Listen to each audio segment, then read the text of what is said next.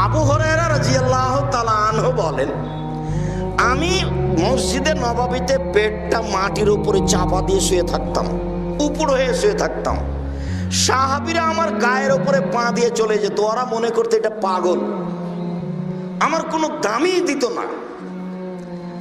আর আমাকে যখন খুব ক্ষুধা লাগতো, একবারে ক্ষুধার কারণে বাঁচবো না, তখন কাউকে গিয়ে বলতাম, আচ্ছা ভাই আপনি কি এই হাদিস জানেন, আপনি কি এই হাদিস জানেন? কেন বলতাম?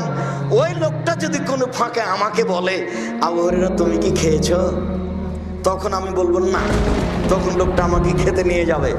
উনি সরাসরি খাওয়ার কথা বলতেন না, উনি মানুষকে মসজিদে কি বলতেন, আপনি কি এই হাদিস জানেন, আপনি কি এই হাদিস জানেন, কেন বলতেন?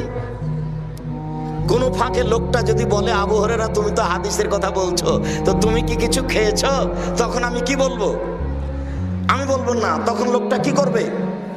আমাকে খেতে নিয়ে যাবে। ইনি হচ্ছেন আবু হুরায়রা।